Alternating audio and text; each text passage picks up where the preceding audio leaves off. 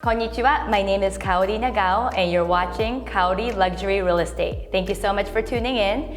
As part of my channel, I interview dynamic women in Las Vegas, and today I have a special guest, Lycette Cornejo. Hello everyone. And she is a social media influencer. So let's hear her story today.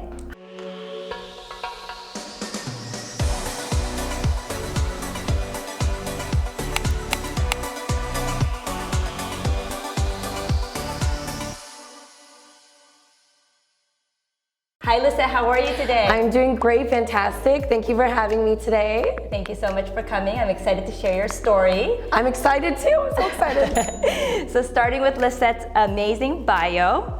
So growing up in entertainment as a young child with modeling, acting, singing, and dancing, Lycette always knew she wanted to perform, whether it be on TV, on the stage, or in real life. Pageants is what fueled her soul as a kid because she was able to capture an audience as well as share her talent. After years of doing entertainment, she set off to film school where she studied how to produce, film, edit, and capture a story. After graduating, she had put on thousands of applications, and the only offer she got was to work for free in LA as an intern. While YouTube was growing and becoming a huge buzz, she decided to create her own. After lots of trial and error about what her identity was on the platform, she finally found what she was meant to do. It was for her to be more of herself instead of voiceovers, a makeup tutorial, which she later ended up working in after her following grew. She started doing pranks, challenges, story time, etc. She found that if she shared her humor, her personality, and stayed true to who she was more relatable than just a fashion blogger or a beauty guru. Lycette was making a challenge by sharing her wins as well as her triumphs. She was putting a smile on people's faces and really changing the world one post at a time. Fast forward 5 years later, Lycette has grown her channel, her social media platform on YouTube, over 500,000 followers, and on TikTok, over 640,000 followers. And she couldn't be more grateful for where she is today. So welcome, Lycette. Thank you so much. Oh my goodness, so tell us about your entertainment background. You were a performer. I heard you have a beautiful voice. Oh, thank you. I'm like, it doesn't sound like it too much today, but I swear, I used to sing and be into music as well, but it's almost very bittersweet to even hear you say all the things, from my past, because it has been a very long journey for me. So starting off, with how you started off was the pageants, and that's kind of like what fueled me. That is what opened my eyes to the world of entertainment, and really that also led to opportunities. So commercials, Barbie commercials, I did Coca-Cola commercials. I was actually the extra. I was set to play Selena. I was the alternate, so I got to be on on set during the whole Selena movie when she was like a child. Wow. Which was very cool, and secretly I was like hoping she would get sick, but she didn't, which is fine, but it's okay. I had my moment later. But yeah, so I ended up starting there, and had managers and had people that were basically helping work for me. I had a momager. My mom was like the original Kris Jenner, who would take me to all my auditions and all my shoots. And then after that, I ended up, as I got older, getting really into modeling. So I was doing a lot of like Land's End, Mervyn's. When Mervyn's was around, that was like a weekly thing for me. Awesome. It got to a point where I was basically only going to school like 3 times a week, and then I was doing everything else, from home with my mom or out on location. Yes. And if we were filming, we had a teacher who was always on set with us, and it was just, that was my life for so long, and I loved it. And I think because of that, I was able to kind of branch off as I got older. Yes. And started doing other things and started getting into singing. And so I started, getting into music and stuff like that. And did a couple demos. I worked with Natasha Bedingfield, a couple other, artists that weren't very big, but they were making a name for themselves. Mm-hmm. But entertainment is a great thing, but it can also be very ugly. So I am somebody who's very open and very honest. Like you mentioned in my bio here, that I have been, through I've had a lot of wins, but I also have had a lot of lows. And it can happen in this industry. You just gotta, really stay true to who you are and stick with your morals, stick with your values, and don't let anybody push you around. And so at that point with music, I got to that point where I was having to stick up for myself a little too much. Mm-hmm. And I was young. I was fresh. I was about 21 when that happened, 22. And I had to make that decision. You know, I had to make that decision where I was like, you know what? I'd rather remove myself from the situation than kind of be in a world where I'm, you know, being manipulated to do certain things and stuff like that. So I'm very open about it, and I do want to share that because it can happen. However, because of that, I was like, you know what? I'm gonna go to film school. I'm gonna do my own thing. So it really did motivate me to start my own path. Yes. And I was actually dating somebody at the time who had been doing YouTube already for about 3-4 years, and he was having really good success. So he mentioned it to me. He said, you know, why don't you do a YouTube channel? And I was like, okay, you know, I'm used to being on camera, so I know that's a thing. Right. But, you know, nobody really prepares you for your first video. Right. If you saw my first video, it is the most cringy thing I've ever seen in my life. Okay, we have to put a link on Lycette's first video. It's actually a Beyonce cover to Drunk in Love. I don't know who I was thinking, who I thought I was singing Beyonce. Somebody should have stopped me. But, you know, it's trial and error. You have to kind of find your identity and find what it is that works for you. And I started doing singing videos. It didn't really lead to very much. Then I was like, you know, all these girls on YouTube are doing makeup, and I'm like, all they're doing is just saying, oh, I'm blending this and blending that out. So I did that. Not having ever worn makeup, I really didn't even wear makeup till I started doing these videos. Right. So I was like, you know, you kind of have to fake it till you make it. So I'm gonna pretend like I've been doing makeup. And little did people know, I was actually watching the same videos as them, and then was going on my channel and recreating the same thing. But again, with that, my ex at the time, my boyfriend at the time was like, you have too much personality to be doing voiceovers and to only be talking about makeup. So that in turn led me to doing videos that I was doing challenges. I started sharing my story times of being in the entertainment industry and just my own personal like funny stories. And my channel grew 100,000 every 6 to 8 months. It was like, oh, 50,000, another 50,000, another 50,000. And it was happening so quick. And I realized that people wanted to see me. They wanted to hear stories that they could relate to. 100%. There's a million people out there, you know, doing the same thing, but what makes me different is I didn't, you know, come up with these fake stories. I was really being myself, and also making them funny is something that I love to do. I'm very comedic at times. I love to make people laugh. I love to make people smile. So that's what I did, and then my channel kind of just took off from there. And we started doing pranks as a couple, and at the time we were like one of the first couples on YouTube doing pranks at all. So his name is Derek Diso. So we actually were together for about 4.5 years. But the first, maybe like 3 years into our relationship, we started doing the pranks. And I told him, you can do anything you want, I'm fine with it, as long as I don't get hurt. And then things took a turn, and that ended up happening. I ended up getting super glued to a toilet, and it ripped off the skin on the back of my leg. Oh my goodness. So, I mean, there's a lot of other videos. There's a video that was on Ridiculousness on MTV that they won't stop playing, and I pray every day that it stops. But I was, you know, he put snakes on me while I was asleep. So there's a lot of big viral videos that we had that made it to TV and stations and stuff like that. But that's what really made us grow, and our platform just took off, you know, after that. So yeah, and now I'm here doing my own thing, doing the same thing, but just on my own, and I feel great. I feel empowered.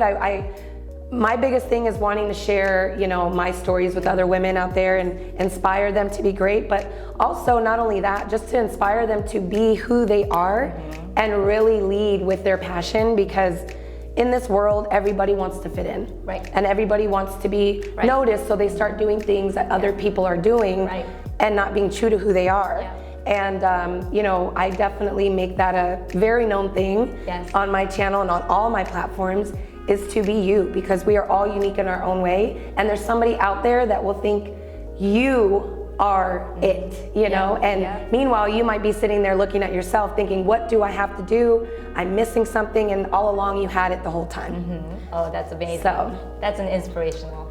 Oh, thank you. Yeah. So talk to us about, again, like, you know, the secret, or like your tips. You know, a lot of our viewers here are, you know, probably interested in becoming an influencer like you? Or how do you even start, right? Like, what is your secret? Is it consistency, like, you know, knowing your niche? Like, talk to us about that.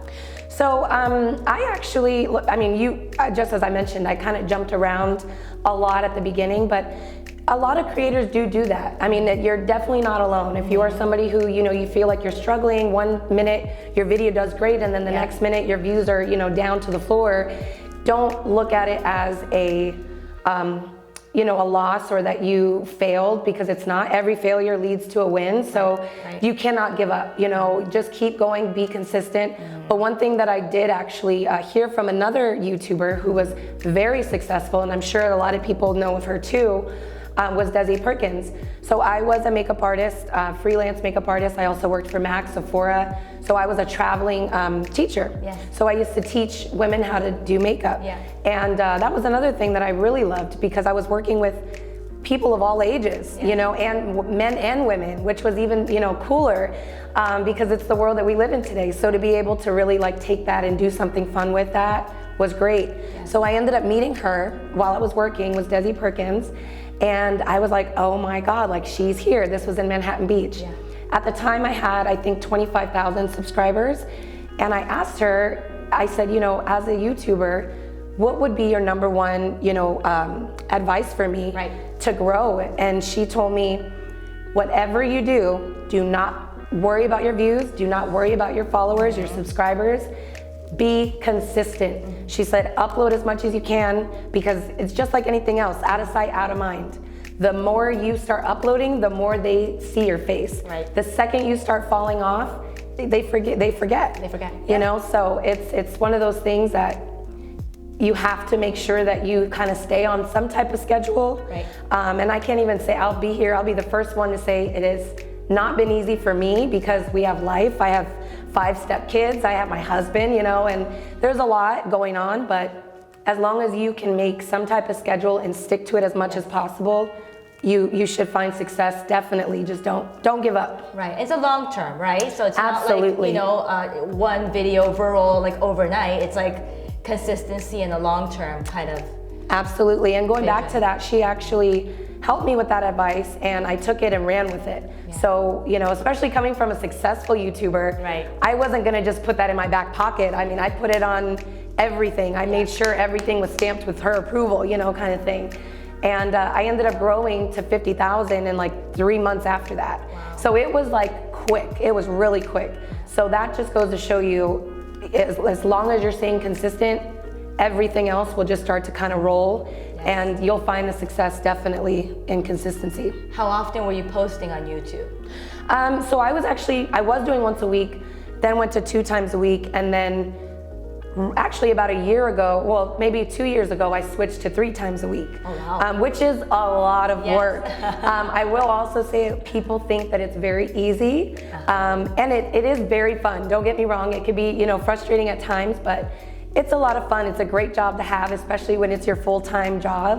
But you have to treat it as such. You know, we're not punching in with a time clock. You're not having somebody tell you, you know, oh, you start at this time. So a lot of that also falls on you as a creator. You have to be, you know, you have to just be very, what is the word I'm looking for? Just strict with yourself and treat it as a real job, you know, and but that's definitely been something that worked for me. Was really just 2 times a week, I think, was the most effective. I think 3 times a week was pushing it a little bit. But yeah, it's definitely hard work, but it's worth it. Gotcha. And what about other platforms like Instagram? Like, how often are you posting, doing stories? So funny story, Instagram was not even big at all. I didn't even start really using Instagram. I had like 3 Instagrams that I have deleted. I mean, one at 25,000, one at 30,000, and I just deleted them because they weren't monetized. You know, you weren't really able to make any money off of them, and it was just pictures. And if you remember the filters, that was our filters. And now we have so many different filters to work with. But back then, you know, a picture, you would post a picture and then throw a filter on it, and then all of a sudden you were like, the color of the picture changed, and you just were like, had this like a shining thing over you, and it was just so not content worthy, you know, as what we see it today. Right. But that was the thing, you know, and I didn't really use it as much. I didn't like the way my pictures would come out with filters. Okay. So YouTube was my main platform. Got it. Then I started realizing, okay, now that I've grown a big platform, I can send people over to my Instagram. So I started a new Instagram about 4 years ago, or 4 years ago or 5 years ago. And then recently, just maybe in the last year and a half, 2 years, was when I really started using Instagram as like a major platform. And then, of course, ever since they went to, you know, more towards TikTok, you know, type of videos, now that's just, it's so much easier. It's just, you take something, you know, from either YouTube or TikTok and just throw it on to Instagram. Right. Now you have a couple of different platforms to work with, and it's been something that I've been trying to grow a little bit more, but YouTube and TikTok have definitely been my highest platforms. Your core platform. And how often are you posting on TikTok? So TikTok, that's another thing. Algorithms suck. I mean, there's no other way to say it. At this point, can't find another word to describe it, because you can upload 3 times a day, 5 times a day, and if, you know, the algorithm isn't just working with you that day or that week, it's very, you know, it's very, I want to say, like, it just puts you down a little bit. It makes you feel like sometimes either your work wasn't the best or maybe the timing was off. You never really know. But I've kind of gotten it down to 2 times, either 2 times a day or at least once a day. So always during the week, I'm posting a video. Monday through Friday, I'm always posting a video. There's times that I will post on the weekend, but I notice my weekend videos don't do as well. Interesting. So another thing is the timing. And I think this is something we've discussed before, is the time that you upload. Yes, there you go. So I used to upload, you know, 4 or 5 o'clock or even 3 o'clock. And just recently, literally the last maybe 3-4 days, I've been posting at 11. And I noticed a huge change in views. And it's not just views at the end of the video when it kind of starts to slow down. It's like views right from the beginning. At 11 o'clock, it's like just go time. The views are just racking up, and I'm like, wow, posting time makes such a big difference. On TikTok, for sure. Interesting. TikTok and YouTube. I mean, all and YouTube as well. Right? And then now we have like a section on analytics where you can actually kind of see what's going on and when that, you know, ideal time is, right? Absolutely, yep. So all that comes into play, all that data and all that, you know, having strategy on how to work with all those numbers definitely works, you know, works well for you. Lots of strategy involved. It's not just sharing a video, you know, it's like everything from the titles to the hashtags to the timing. Thumbnails. Thumbnails are probably like the biggest thing you can do for your videos. Bright colors. You know, you have to have good lighting. You want to make sure that if you are putting a title across it, you know, you have to make sure it's in a good place. It's all of that, you know, comes together and it makes that final product. It's kind of overwhelming sometimes, but when it looks good, you know that video is going to be good. Because obviously that's the first thing they see, just like a movie. When you go to a movie, what is the first thing you see? It's the poster for it or a trailer, right? And that trailer's got to be the best parts of the movie. So your thumbnail has to be the best part of your video. And if not, you know, you gotta just work with what you can, for sure. Yeah, there's so much involved, and I'm learning every day on YouTube marketing. And just social media marketing, and I mean, everything you said is like, you know. 100%. Everything is so important. Every single detail is important when it comes to social media, for sure. So talk to us about like your vision, like, you know, what's your end goal? Like, you're going to continue doing this content creating as like your passion. Talk to us. So as far as like my vision and maybe my future and where I want to see it, I really want to stay consistent with, you know, empowering women and inspiring women. But I also, if you look at the videos I've done, there are times where I'm fully dressed up, decked out. I look like I'm about to hit the New York Fashion Week, you know, streets. But then there's also videos that I'm completely myself, and it's, you know, me rolling out of bed and filming a video, because I think that that's also very important, because there's other people that are looking up to us. And the biggest thing that I hear all the time is influencer. But what are we actually influencing? Am I the influencer that is selling a t-shirt or selling, you know, something specific, like actually, you know, like a binder or a, you know, a movie trailer or something like that. Right. Yes, we can influence those things, but really my biggest focus is to influence the people and the generations to come and the people who are coming after me, because we have that platform for a reason. And I want to make sure that if people are looking at me, there's even times that even myself, you know, being in my 30s, I look at other women on social media and I'm like, wow, you know, they have it all, or they have this, or they have that. But at the end of the day, you guys, we are all regular people. We get stopped literally at least once for 3, 4, 5 times a week. You know, oh my God, like you're my biggest favorite YouTuber, or whatever it is. And I have to remind people, you know, I'm just a normal girl, just like you. Yeah. You can do it too. And I think that's an important message to share with people, because I do want to influence, but I really see myself as a title of a creator. You know, I'm a creator when it comes to videos and comedy sketches and pranks and challenges and sharing my story times. But that is like really important to me, to be relatable to the people that are watching. Exactly. So, I mean, long term, obviously, I would love to create a space out here for, and it's funny because we're actually in one that I didn't even know existed, because Vegas is not on the map yet when it comes to having that influencer life and, you know, that space yet. So this is pretty cool actually where we're at right now, but that was always a vision of mine, is to have a creative space where people could come. I mean, companies as big as like Ford, if they wanted to film, you know, a commercial for their cars, they would have a space to come to. So I would really like to long-term have a creative space where people can come film. It could be anybody from, you know, small bloggers, you know, makeup gurus or influencers like myself, and then even like the bigger names and bigger companies to come and film and shoot stuff like that there as well. That's like my long-term goal, and I think that that's something that would definitely do well here in Las Vegas, because there isn't anything like it that is on that scale, where they have full-blown rooms where you could shoot music videos, where you can have like editing rooms and stuff like that. I think that would be awesome. But as far as me, myself, I just want to be, you know, a good impact on the world and other women out there and inspire them to be the best that they can be. That's amazing.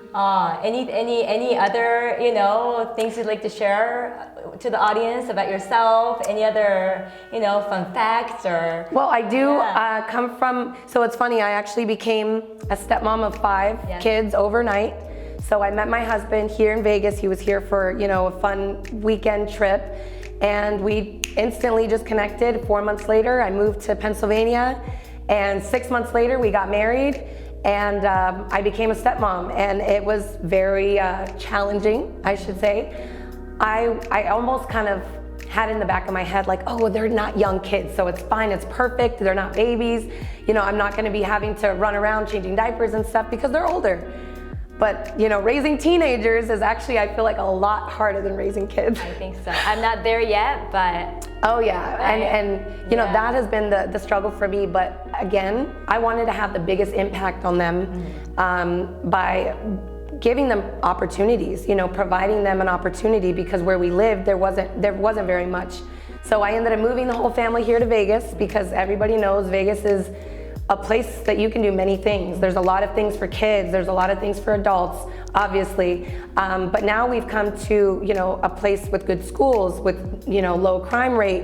And it's just that those things are very important. And so now my daughter's, my 18-year-old, she has started her own lash business, is very successful doing so. And she's only 18. She has a full-blown business. She actually starts her school and everything to further her education. So that has been good, and that wouldn't have happened if we didn't move here. Right. And then my other daughter's actually doing nails. So she's starting to get into the whole cosmetology thing too. She's only 15. Wow. Already doing her friends' nails, everybody's nails. And then I have another daughter who's actually back home in Pennsylvania. She's also doing nails, into cosmetology. So that was always like a dream of ours, to have, you know, a place where they could all work together. Absolutely. And then our boys are back home right now as well, and they're all into sports, very, very athletic and very talented kids. So it's just, that has been very fun for me to, you know, have the stepmom role. I'm a part of a huge blended family. My husband is the youngest of 25 kids. So hold it. Yep, 25 kids. 25 kids. Yes. Wow. So when I tell people, yeah, I have 5 stepkids, they're like, whoa. And I'm like, oh, that's nothing. My husband's the youngest of 25, so. Wow. But it's been such a great thing because I'm very family oriented. I'm very close with my family. So to be a part of a blended family like this has just been, you know, even brings more value to my life. So it's been great. And they of course are into the videos, and my daughter's actually, the 15-year-old is the one that got me on TikTok. Wow. And I'm so happy I listened to her, because if I didn't, obviously I would not have the success that I have today. Right. But you know, the kids keep us young. Yes. And they keep us informed in all the trending stuff. They do. So They do. you know, shout out to them for keeping us young. Yes.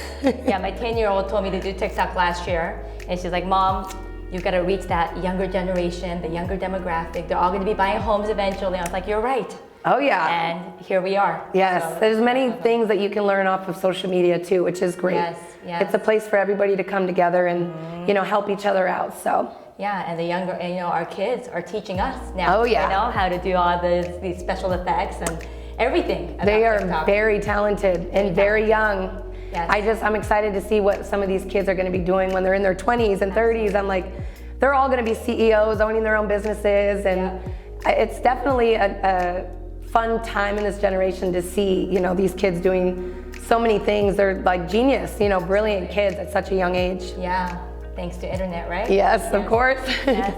Awesome. Well, thank you so much, Lycette, for obviously sharing your story. It's very inspirational. Thank you. I think you have such a great dynamic background and what you're doing and empowering women. And, you know, again, just I think the biggest takeaway for me was like being yourself, right? Being your authentic self. Yes. You know, and like you said, yeah, you know, you could be walking in the streets of Las Vegas, people recognize you, but you're just another person, and you really want to share that with your audience. I think that's very beautiful. Exactly. Yeah. Any other last words? Yes, and I'm actually going to piggyback right off of what you just said. There is many people who want to have their platforms grow and start a YouTube channel and all these different things. I've had people say, oh, well, my passion is books. No one's gonna wanna watch books. Oh, my passion is, you know, plants and planting gardens, and no one's gonna wanna watch that. I guarantee you, there's going to be somebody just like you who cannot wait for somebody to start a channel just like that. So follow your passion, follow your dream, be consistent, do not give up, and forget what everybody else has to say, because as long as you're having fun doing it, nothing else matters. Amazing. Well, thank you so much. Thank you for having me. Again, if you're new to my channel and if you enjoyed this video, make sure you engage with us, like, subscribe, and engage. Oh, I said engage twice. That happens a lot in the influencer world and social media. If you're new to my channel, thank you so much for watching. I hope you enjoyed this video and this inspirational video by Lycette. And again, her contact information will be in the link below, so please contact her directly if you like. My name is Kaori Nagao, and thank you so much for watching. See you at the next one.